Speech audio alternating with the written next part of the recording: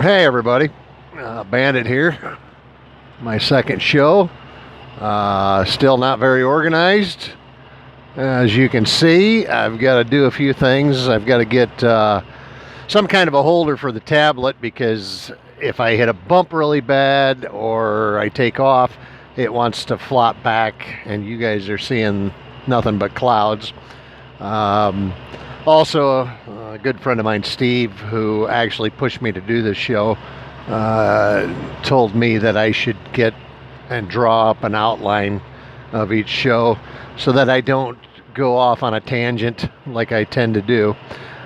So bear with me because today I'm probably going to go off on a few tangents.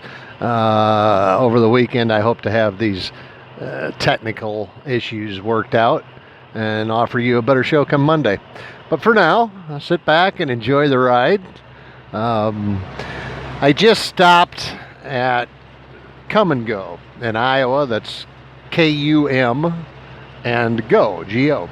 And I had to make a piss stop and I had to clean my windshield because I noticed yesterday's show there was some dirt and debris on the windshield, and that's not good.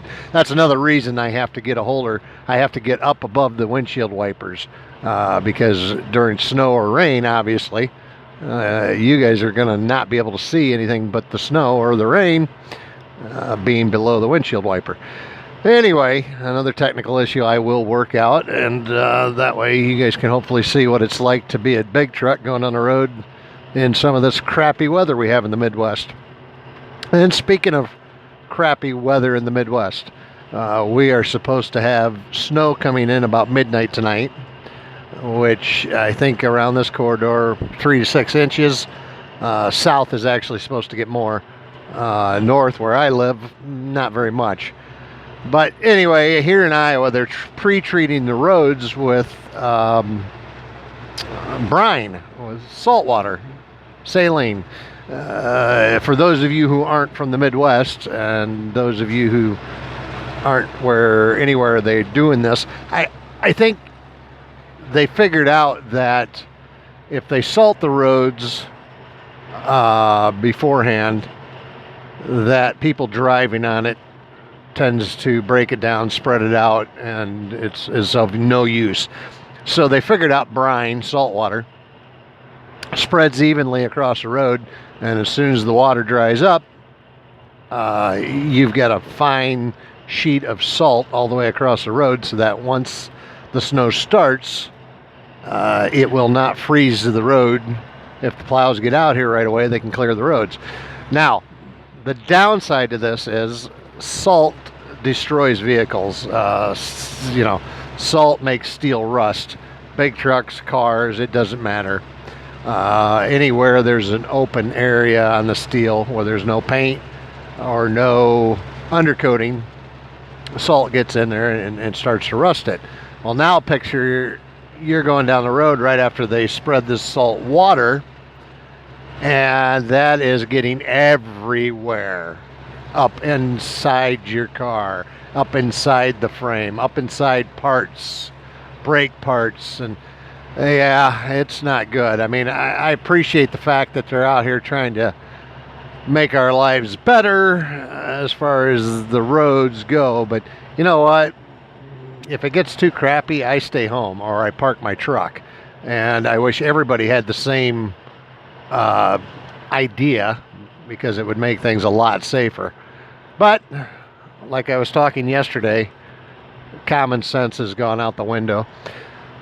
So we have brine spread on the roads, which makes for better snow days on the road, but makes for deterioration of your car and my truck.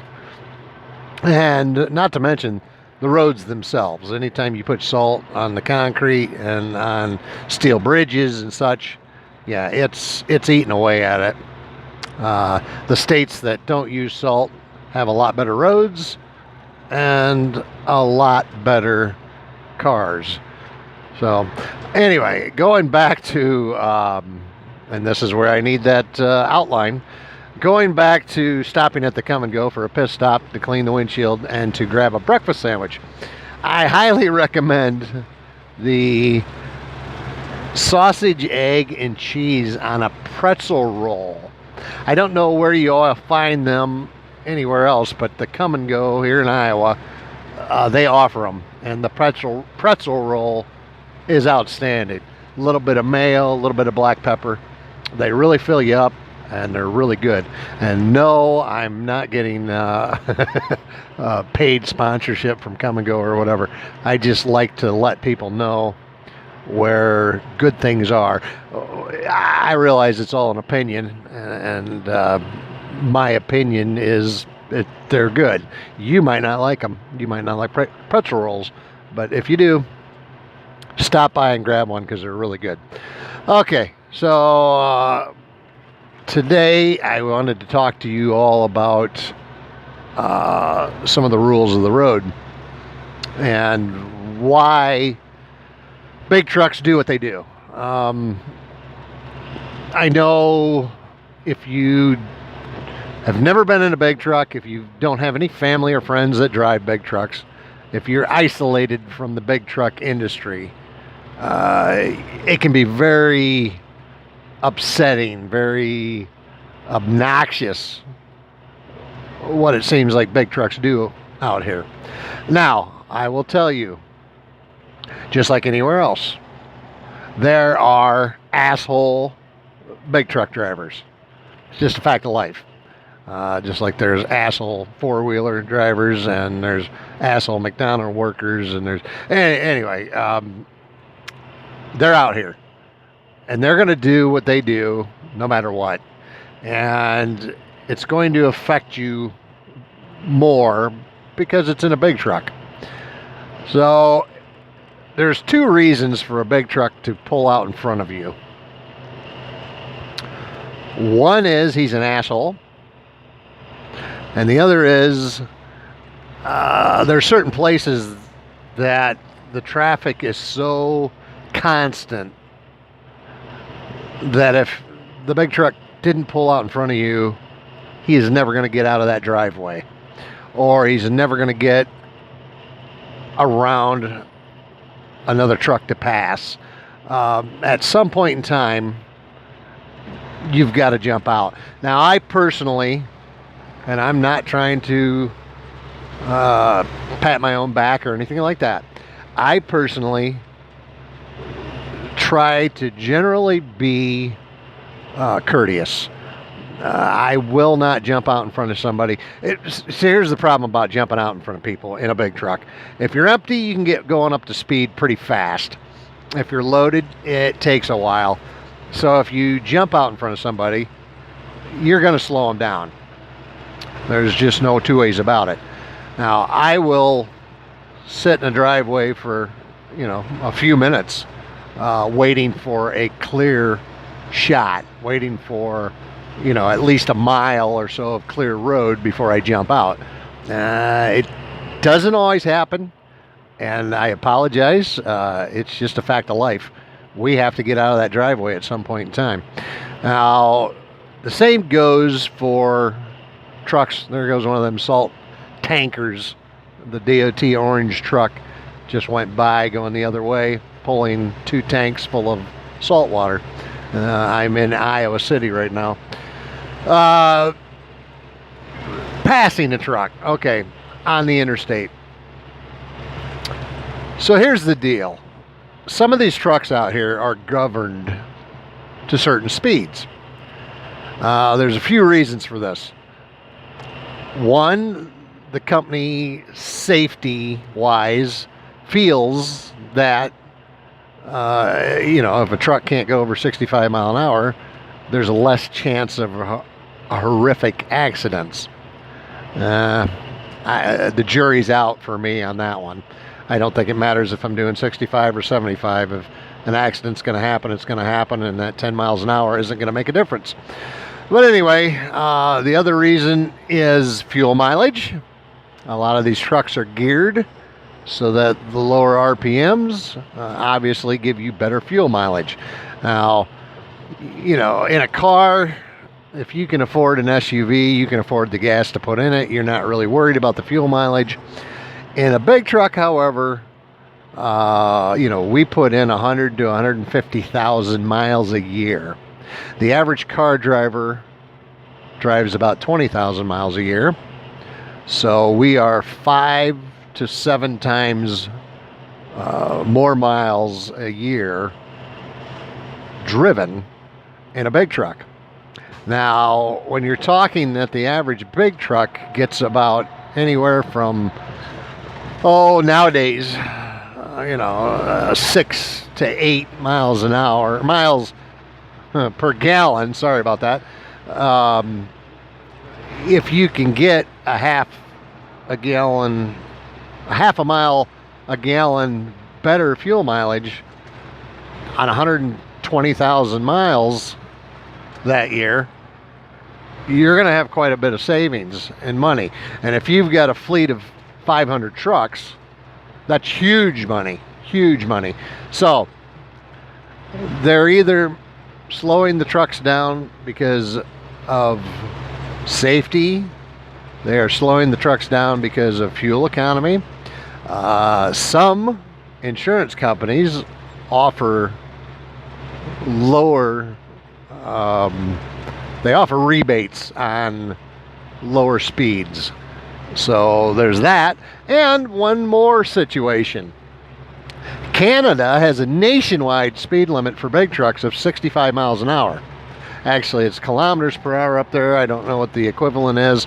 I think it's just slightly, it's like 100 kilometers per hour. I'm looking at my speedometer right now, doing the conversion.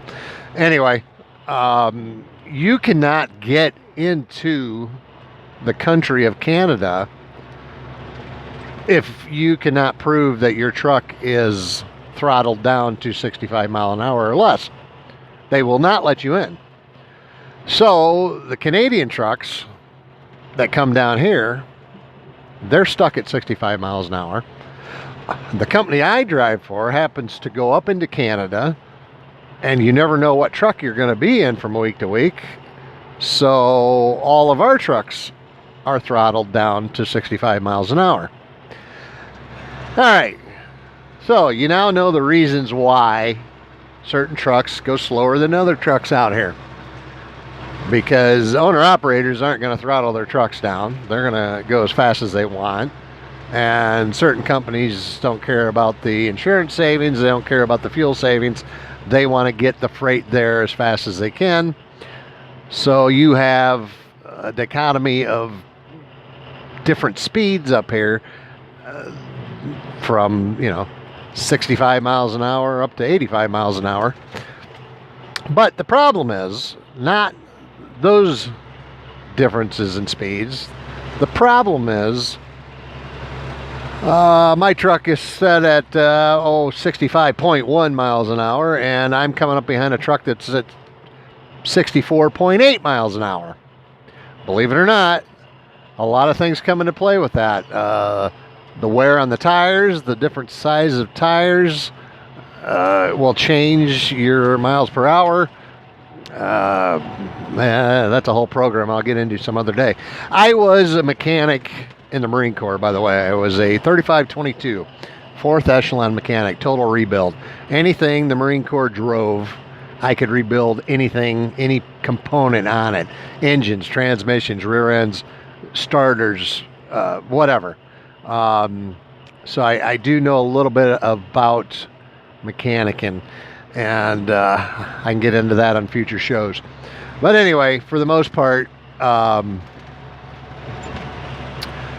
I come up behind a truck that's set at 64.8 miles an hour. I can only do 65.1 miles an hour. Now, I do not want to slow down. I want to go as fast as I can. I want to get my day over. Time is money for me. I'm not getting paid by the hour. I'm getting paid by the mile. So the faster I get out to my destination and back home, basically the more money per hour I do make, if that makes sense to those of you with any kind of math sense out there.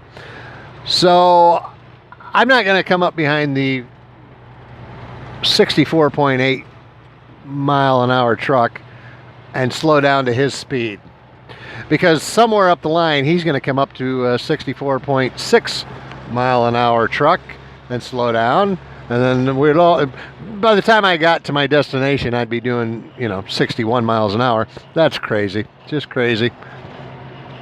But anyway, I will not. If I'm creeping up slowly, like the truck in front of me right now, if I'm creeping up slowly on a truck and I feel that I need to pass, I will not jump out way back here. I will not jump out in front of other trucks or four-wheelers. I will wait until I've got at least a good mile of clear road in my left lane behind me. Now, not all people are like that. I told you about the assholes earlier. They don't care. But that goes in cars and trucks. Tunnel vision. They're worried about themselves. They don't care about anybody else. Here's the thing. If you're set to 65 miles an hour, what difference is a couple minutes going to make? Truly. I know the same can be said for the car that's doing 85 and wants to get around you, and it takes you 5 minutes. What's that 5 minutes? But it's a courtesy call. And courtesy, like I said on yesterday's show, has lost its way in this world. There's still a few of us out here. I hope after listening to some of my programs that some of you guys will be more courteous to big trucks, and some of the big trucks will hopefully be more courteous to four-wheelers. If we could all just get along and think about the other person for a little while, we could be a great world again.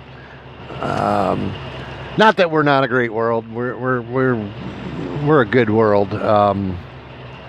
I love my fellow man.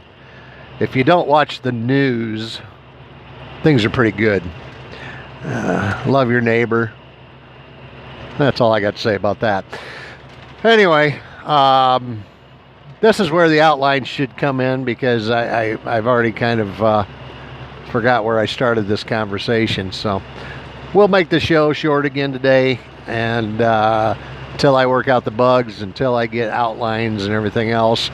Please, if you have any questions for me, I will try to answer them. And that is one thing about me. I've told my kids over the years, if I know something, I will tell you, yes, I know it. This is the answer. If I'm not sure, I will tell you flat out, I think this is the answer, but I'm not sure.